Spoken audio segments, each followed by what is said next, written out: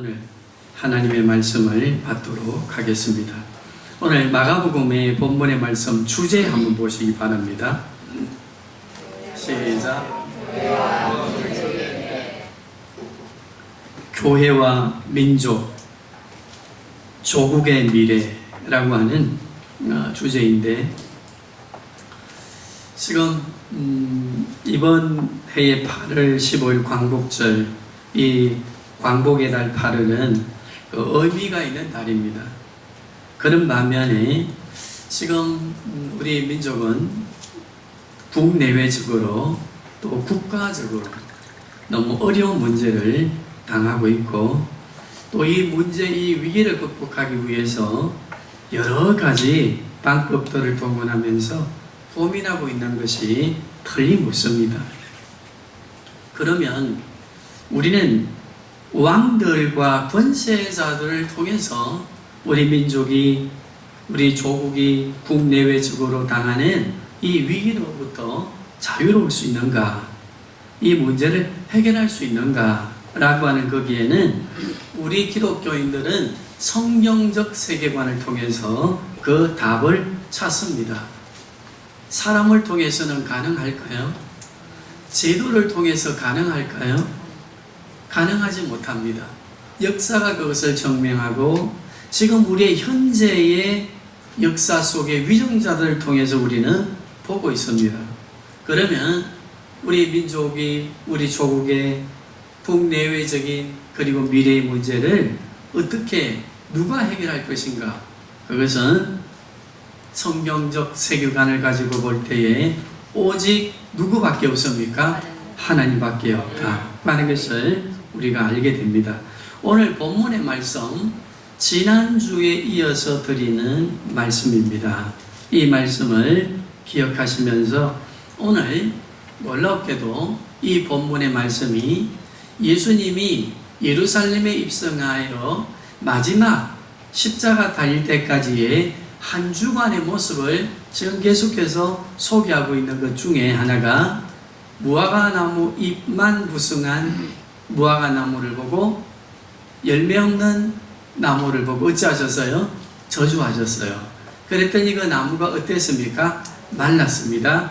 그런데 그 중간에 성전을 정화하는 사건을 기록하고 있습니다. 오늘 본문의 내용, 이 내용의 구조적인 의미가 무엇이라고 했습니까? 이 샌드위치 구조는 무화과나무 사이에 있는 이 샌드위치의 본문의 말씀은 이 샌드위치 말씀이 중심 내용이 된다고 했습니다.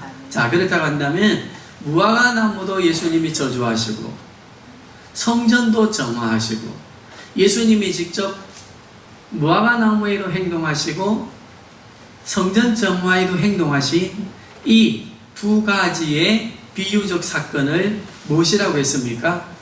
행동 비유라고 했지, 그죠? 예수님이 행동으로 무화과나무를 통해서 성전의 의미를 말씀하시려고 하셨다라고 하는 이 비유, 이것을 우리는 예수님이 행동하시고 두 가지의 비유를 통해서 우리에게 교훈하시려고 하신다. 이것을 뭐라고요? 행동하신 비유. 자, 우리는 이 본문의 말씀을 통해서 예수님은 이 행동하신 이유가 무엇이었을까? 이스라엘 백성의 국가관, 민족관, 그리고 과거, 현재, 미래의 국가의 그 존재의 개념, 이 모든 것이 다 놀랍게도 무엇을 중심으로 되어 있었는가 하면 따라하겠습니다. 성전 중심이었습니다. 이스라엘이라고 하는 나라는요, 국가와 민족의 존재 이유, 존재 의미, 민족과 국가의 과거와 현재와 미래의 그 존재 이유도 무엇을 중심으로 이해했다고요? 성전을 중심으로. 그러면 성전이 무슨 의미를 가지고 있습니까? 하나님이 계시는 곳, 하나님이 이스라엘을 지키신다고 하는 하나님의 집, 하나님의 언약의 약속이 성취되어 이루어지는 곳, 그리고 하나님께서 이스라엘 백성과 약속하신 것을 기억하시면서 그 약속을 이루어 주시기 위해 제사를 받으시고 임재하시는 그 성전, 그 성전이 곧 이스라엘 자체였고 이스라엘의 미래였습니다. 현재였습니다. 그리고 과거였습니다. 그러므로 이스라엘 백성의, 이스라엘 민족의 모든 근원적인 민족의 그 기원의 근원적인 것, 존재하는 것, 미래적인 모든 것 다 무엇 중심이라고요? 성전 중심입니다. 그런데 이 성전이 오늘 본문의 말씀을 보니까, 자, 우리 15절 한번 보십시다. 시작. 그들이 예루살렘에 돌아가니 예수께서 성전에 들어가사 성전 안에서 시작. 매매하는 자들을, 돈 바꾸는 자들의 상과 비둘기 파는 자들의 의자를 둘러 엎으시고. 자, 여기 보니까 성전 중심인 이스라엘 백성들의 그 성전이 지금 무엇으로 바뀌어 있습니까? 기도하는 집으로, 예배하는 집으로 이스라엘 백성의 중심 역할을 하는 거룩한 성전이 아니라 종교 지도자들과 그 시대의 권세자들에 의해서, 자, 무엇이 바뀌어 있습니까? 성전 안에 매매하는 자들과 돈 바꾸는 자들과 비둘기 하는 자들로 무엇이 되어 있다고요?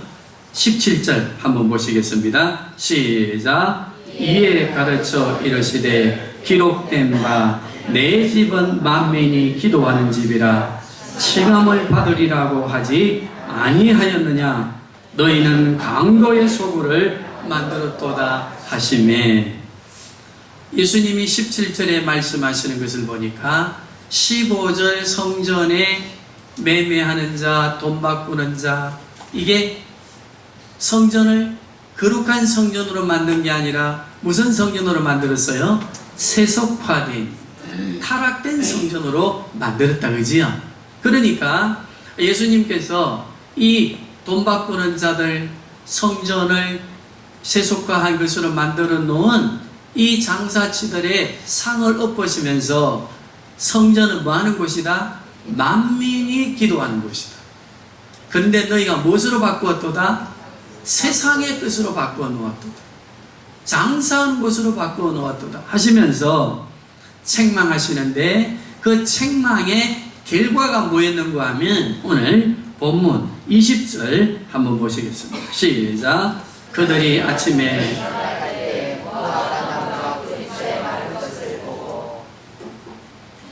이 말씀은 무슨 말씀인가 하면, 성전이 돈 바꾸는 것으로 장사치들로 무화과 나무가 잎만 무성한 것처럼 돈으로 풍성한 성전이 되고, 장사치들의 교회 세속화된 모습들을 통해서 정말 사람들이 보기에는 웅장한 예루살렘 성전이었지만, 그러나 그 성전이 세속화되어져 있는 그 결과는 회개하고 성전을 새롭게 만민이 기도하는 집으로 정화하지 아니하면 어떻게 되느냐?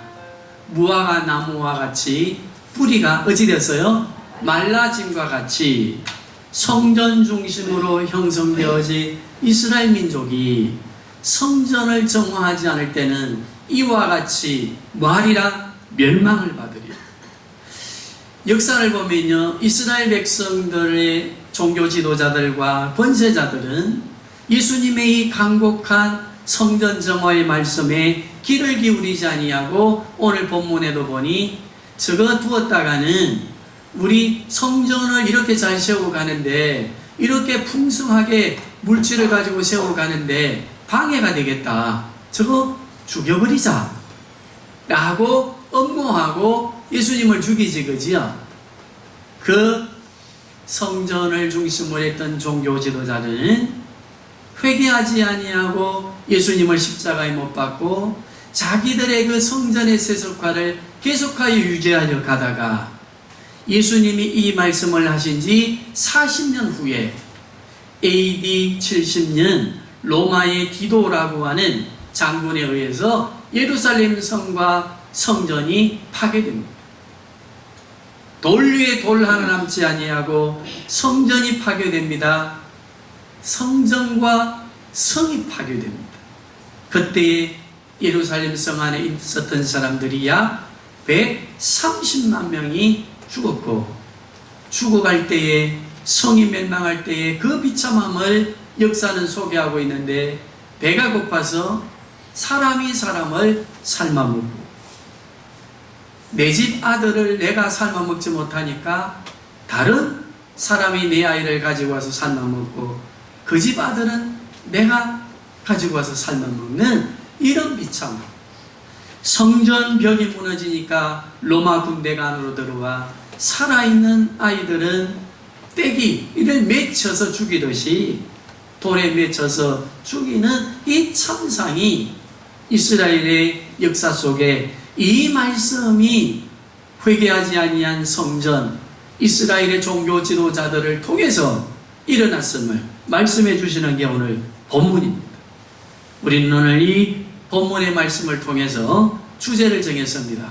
교회와 민족의 미래와 조국의 미래, 이것을 정했는데, 우리 성도님들, 이 암울한 현실 속에 우리 지금 조국과 민족이 당한 이 고통을 우리가 바라보시면서 우리는 기도할 때에 입버릇처럼 기도했습니다.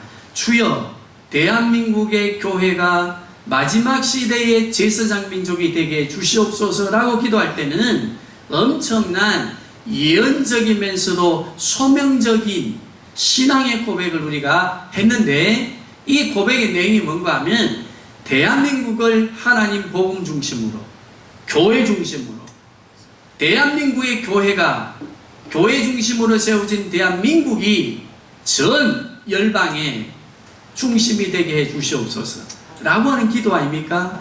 그런데 그 풍성함의 기도와 신앙의 고백이 무화과나무, 풍성한 무화과나무 잎사귀처럼 되어서는 안 되고, 또 예수님이 예루살렘 성전에 들어가 정화하신 그 정화의 대상들이 우리 한국 교회 안에 있다고 한다면, 또 적게는 우리 교회 안에 있다고 한다면, 우리는 오늘 주님의 말씀을 통해서 정화해야 될 줄로 믿습니다. 왜 정화해야 됩니까? 우리 조국과 민족의 미래가 교회에 있다는 겁니다. 정치에 있는 게 아닙니다. 경제에 있는 게 아닙니다. 남북의 통일 중요합니다. 그러나 거기에 있는 게 아닙니다. 우리 조국과 민족의 미래는, 따라합시다, 성전인 교회에 있습니다. 그러면 우리 교회가 어떻게 해야 되겠습니까? 정화하신 주님께서 말씀하셨습니다. 강도의 소굴을 만들었도다. 그러나 내 집은 만민이 뭐하는 집이다? 기도하는 집이다. 이 기도에 대한 중요성을, 어떻게 교회가 기도를 회복하고 세속화로부터 자유하게 되고 회복하게 되고 갱신하게 되고 회개하게 되고, 그리고 민족을 구원하는 교회가 되려면 어떤 기도들을 회복해야 되는가 말씀해 주셨는데, 22절부터 우리 25절까지 다시 한번 읽어보겠습니다. 시작.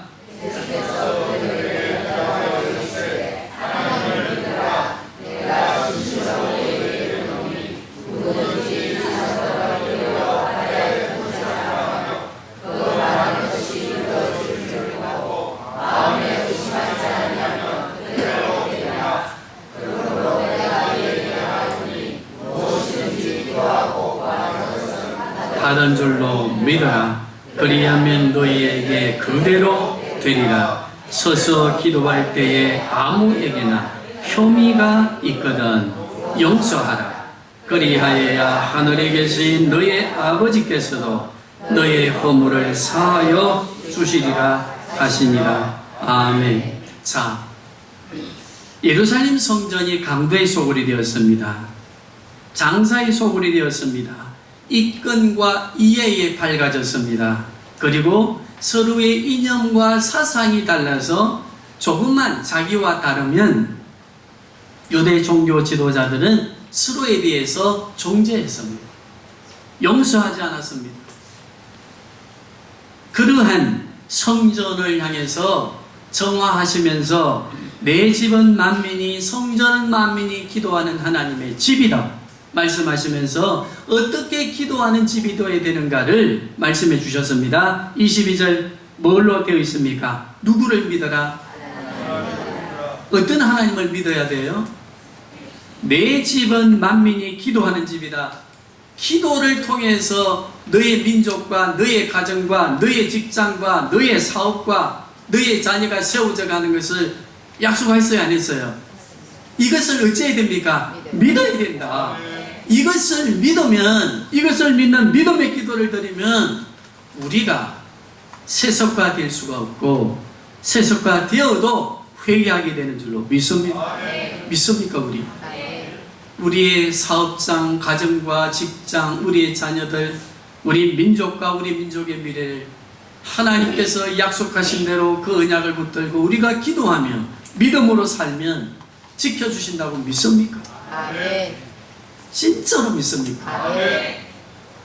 진짜로 믿으시기를 주님의 이름으로 축복합니다. 우리 열심히 건강하게 돈 벌어서 사는 것 같지만요, 이 건강 누가 주십니까? 23절 보시겠습니다. 시작. 내가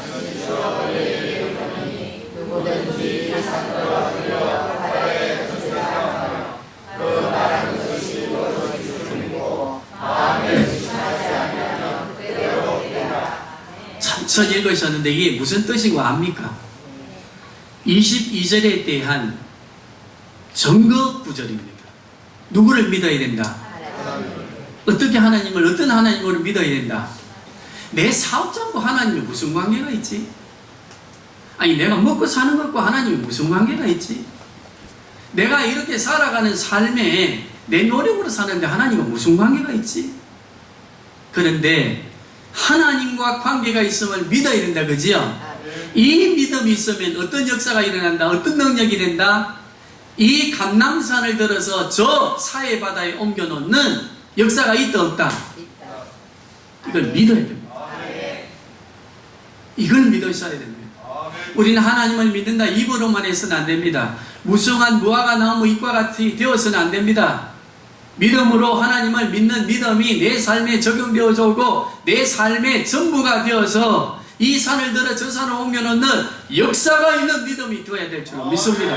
이게 능력입니다. 입만 무속해서는 안 됩니다. 그럼 능력이 무엇입니까? 하나님의 말씀대로 내 인생의 삶이 이루어진다는 걸 믿는 겁니다. 이게 능력입니다. 이 믿음이 있으면 산을 들어 어디에 옮겨놓는다? 바다에 옮겨놓는 우리의 이성적 논리에 맞지 않는 놀라운 기적과 표적이 일어나는 삶이 될 줄로 믿습니다. 이 약속의 말씀을 붙들고 우리 마음의 성전과 우리 교회를 정화해가는, 그리고 우리 교회와 우리 내 마음의 성전의 정화가 우리 민족의 미래와 무슨 연관이 있노? 라고 하는 불신을 버려야 됩니다. 자그마한 것으로부터는 내 마음 성전의 정화가, 좀 더 넓게는 내 교회와 가정의 정화가, 우리 사회를 정화하고 우리 민족을 정화하고 우리 민족이 열방을 바르게 세워놓는, 산을 옮겨 바다에 옮겨놓는 역사 일어날 줄로 믿습니다. 24절 보시겠습니다. 시작.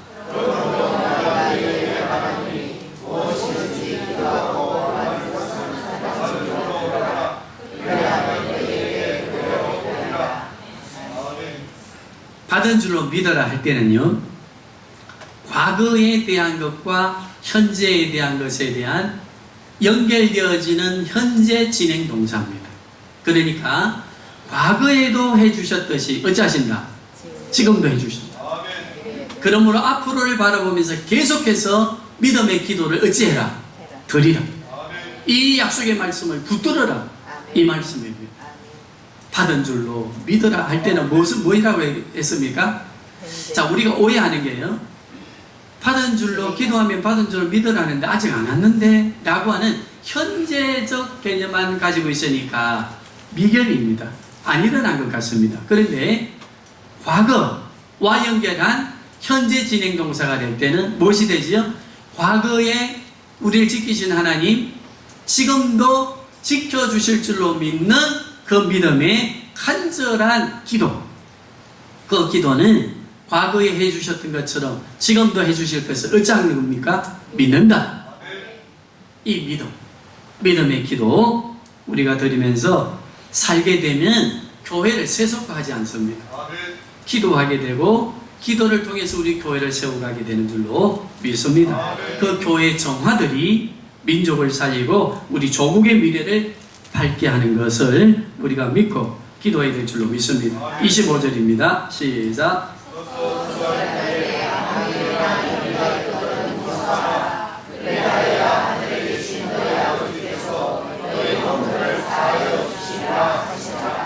혐의가 있거든이 뭔가 하면은요, 너의 잘못이 아니라 너 때문에 내가 손해보고 있는 그 개념이 아니라 내가 너한테 잘못한 혐의가 있거든. 나로부터요.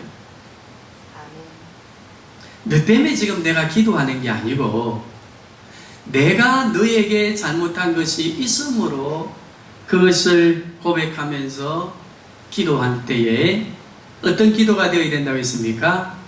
용서해야 됩니다.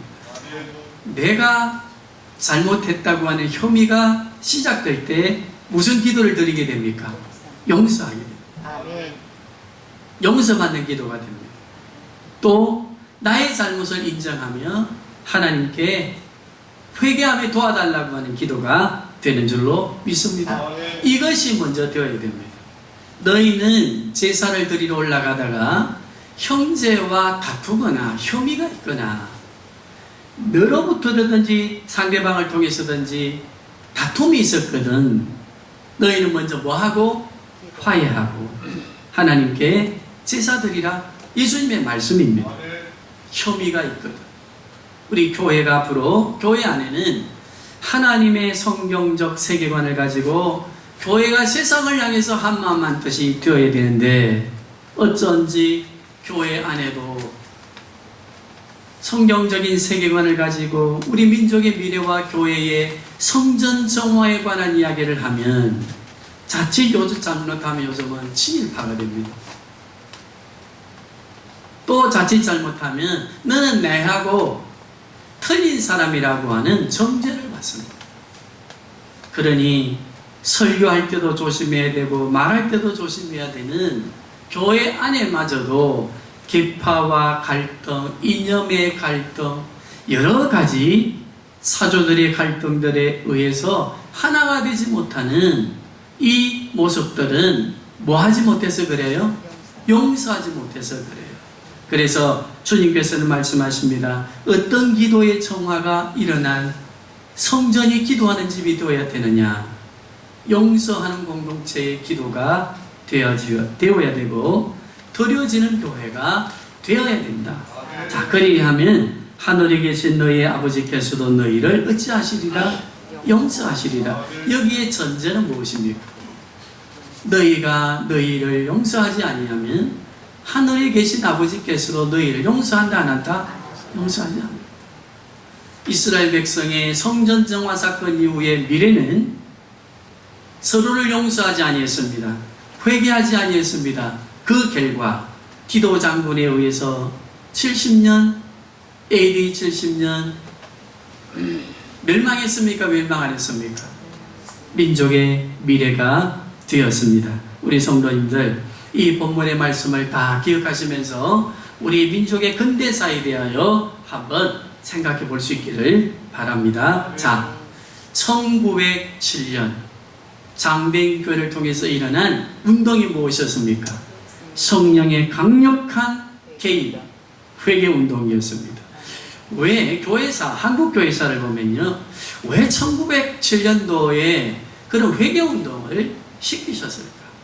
압제가 시작되어지고 기독교인들은 30만도 채 안 되는 그 땅, 우리 대한민국에 왜 그런 회개의 성령의 운동을 일으켜 주셨을까? 거기에 대한 답이 쭉 나옵니다. 성전 1907년 장대인교회를 통해서 회개한 성전 정화 사건이 어떤 걸 가져오느냐? 19년 무엇을 만들어냅니까? 3.15 운동입니다. 그때는 기독교 지도자들이 앞장섰고 33인의 독립 서명자 중에 16분이 기독교인입니다. 그리고 교회를 통해서 만세운동이 이루어졌고 그리고 계획되어져 갔습니다. 자, 해방이 되었습니다.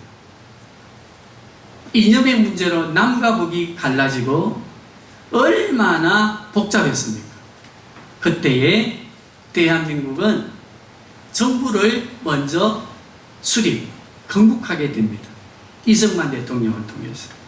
그러면 대한민국이 건국될 때에 지은 국회가 처음 열릴 때 이승만 대통령이 의장이 되고 이승만 대통령 의장의 지명에 따라서 국회의원 목사님이 지은 국회의 첫 기도를 하나님께 드리면서 우리 건국된 우리나라의 국회의 시작이 되었습니다. 그러면 국가가 세워지면은 우리만으로 대한민국이 만들어졌다. 그렇게 생각하면 되는 게 아니라 유엔이라고 하는 나라의 허락을 받아야 됩니다. 그죠? 그래야 대한민국으로 수립된 건국된 정부가 인정을 받고 유엔의 도움을 받을 수가 있거든요. 그때에 프랑스에서 열린 유엔에 참여하기 위해서 허락받기 위해서 장면 박사와 함께 대표단이 파견되었는데 그때에 냉전 체제에 있어서 힘의 논리를 가지고 있을 때 소련을 중심으로 한 폴란드, 동독 이런 나라들이 대한민국을 이승만으로 건국이 수립된 나라로 인정해서는 안 된다고 하는 연설을 세 나라가 이어가면서 연설을 했습니다. 소련은 3시간, 폴란드는 2시간, 동독은 1시간. 그리 하니까 이게 날짜는 임박해 있는데 계속해서 그런 식으로 이승만 정권의 비리를 이야기하면서 해주면 안 된다고 연설을 하니까 이게 자칫 잘못하면 통과가 되겠습니까? 안 되겠습니까? 안 됩니다. 이튿날이 되었습니다. 마지막. 그때 장면 박사는 야, 우리 지금 의논을 통해서는 국가 인정을 못 받는다. 우리가 살 길은 기도밖에 없다. 기도했습니다. 대표단. 그런데 거기에 무슨 일이 일어났는가 하면요. 이거는 역사입니다. 소련과 폴란드와 동독이 또 약속을 했습니다. 소련은 2시간, 폴란드는 1시간, 동독은 30분. 예를 들면 그리 약속을 딱 하고 이튿날 유엔 총회가 열렸는데 그때에 소련이 시작을 했습니다. 몇 시간 한다? 그때의 폴란드와 동독의 대표들은 2시간 동안 소련이 방해 연설을 할 거니까 우리 밖에 나가서 커피숍에서 커피 마시자. 회의장을 떠나 있었습니다. 그런데 소련의 대표가 연설을 쭉 하다가 갑자기 목에 결절이 생겨서 말이 안 나오는 겁니다. 그래서 그 소련 대표는 병원으로 옮기고 의장이 묻습니다. 또 이의가 있습니까? 그때 바톤을 이어받을 폴란드는 동독은 어디 가가 있어요? 통과가 되었습니다. 통과가 되어진 결과 유교 사변이 일어났을 때에 우리는 누구의 도움을 받게 되었습니까? 그렇습니다. 그러면 유엔의 도움을 받아야 되는데 유엔이 유엔군을 파견하려고 하면 정당한 국가가 되었으니까 북한에 의해서 침략을 당하니까 우리 대한민국을 지켜줘야 된다. 그래서 유엔을 파견하려고 하는데 그때는 유엔이 유엔군을 파견하려고 하면 상임이사국이라고 하는 국가가 통과를 해줘야 되는데 그때는 상임이사국 근데 강력하게 또 행사하는 나라가 어디였습니까? 소련이었습니다. 통과가 될까 안 될까요? 놀랍게도 소련 대표가 회의 시간에 늦게 참석하여서 통과가 되었습니다. 아멘. 그때 이승만 대통령 3.1교회 부산 3.1교회를 중심으로 뭐하고 있을 때인 줄 아십니까? 기도. 금식 기도하고 있을 때입니다. 자, 우리가 이러한 민족의 근대사를 보면서 우리가 끼워 맞춰서가 아닙니다. 이것은 하나님이 우리와 함께 하신 교회가 민족의 미래가 되고 성전의 거룩한 기도가 민족을 살린다고 하는 증거입니다. 민족만 살립니까? 우리 자신도 살립니다. 우리 사업과 직장과 우리 가정, 우리 자녀들 모두를 살리는 줄로 믿습니다. 그렇다고 한다면 우리가 어떻게 교회를 세워가야 되겠습니까? 오늘 22절에서 25절까지의 이 말씀을 기억하시고 성전 정화시키는 주님의 마음을 이해하고 교회가 교회답게 나라와 민족을 위해서 기도하며 나아갈 때 주님은 언약을 기억하사 우리 민족을 지키시고 또 도와주실 줄로 믿습니다. 우리 이 시간 말씀을 기억하시면서 찬양을 하나 드리고 우리 간단하게 강정하는 우리 최홍석 집사님의 시간을 갖도록 하겠습니다. 우리 창원성김의 교회 16周年을 바라보고 있습니다. 세워오는 과정에 눈물 흘리는 일도 많았고 고통스러운 시간들도 있었습니다. 그러나 주님이 지키셨습니다. 언제까지 지키실 것인가 우리는 확신합니다. 주님이 다시 오실 그때까지 하늘의 문이 열리고 주 예수 그리스도께서 영광 중에 오시는 그날까지 우리 교회와 우리 자녀들을 그리고 우리 민족을 지키실 줄로 믿습니다. 이 의미를 말씀을 기억하시면서 우리 찬양하시겠습니다.